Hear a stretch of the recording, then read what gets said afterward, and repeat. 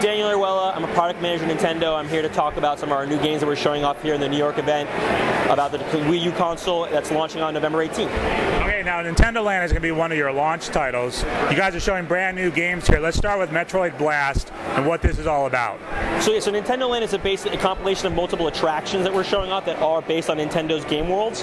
This one particularly, which is brand new that we haven't shown at E3 before. This is brand new here that we're showing off. It's called Metroid Blast. And what we're playing right now here is a cooperative mode of Metroid Blast.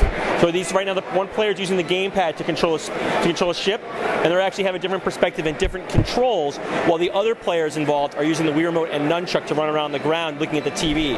So it's a nice experience where they're working together, but they're using different screens, but sharing that same gaming experience at the same time. At the same time, there are multiple missions inside Metroid Blast. There's even a competitive mode to Metroid Blast. You can have the ground players against the spaceship. So it's a really good integration of how that game can show multiple aspects to it. That was actually a variation of a demo that they showed at CES.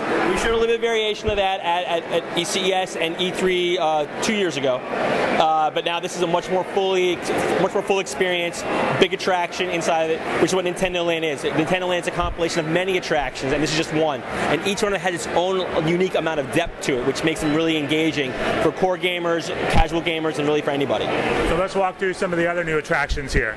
So I already mentioned the two versions of Metroid Blast. There's also another one we're showing off called Mario Chase, which is basically a game of hide and seek almost, to the extent that one player is using the gamepad and they have a split screen essentially. They can see themselves running around a map, and they can also see a little map overhead of where all the other characters are.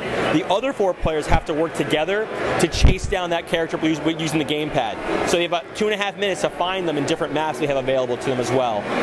Beyond that, there's something called Pikmin Adventure, where the player using the gamepad controls Captain Olimar and a couple smaller Pikmin, and then then up to 3 players can play with 2 additional players using the Wii Remote, and they control me-sized Pikmin characters, and they kind of work together to help Captain Olimar get to his ship to escape.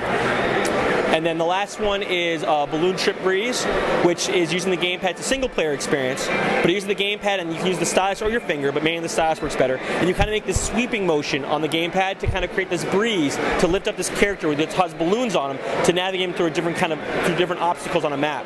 And you usually should be focused mainly on the upper TV screen, looking at that. And the gamepad gives you a more zoomed-in view to attack more enemies precisely that are closer to you at the same time. Now, when the Wii launched, a lot of people stuck with Wii Sports for a really long time. Can you give us a sense of how deep each one of these experiences is? They all vary. They're extremely deep. Like, there are multiple missions inside of Mission Assault here with Metroid Blast. I said multiple maps in Mario Chase, Pikmin Adventure. There's multiple areas, and even from the ones we've already shown before, like Luigi's Ghost Mansion, Donkey Kong Crash Course, things that we showed you. There'll be more depth to those games, to those attractions as well. So there's a lot more into the game, and everyone's gonna find their own favorite, and everyone falls into that. So it's a wonderful thing for everyone to enjoy. Are these mini games also in a way educating people on how to use the actual gamepad in the gameplay experience? Right. So Nintendo Land is a compilation of multiple attractions, so not as much mini games, because there's so much depth and they're not really mini games as much.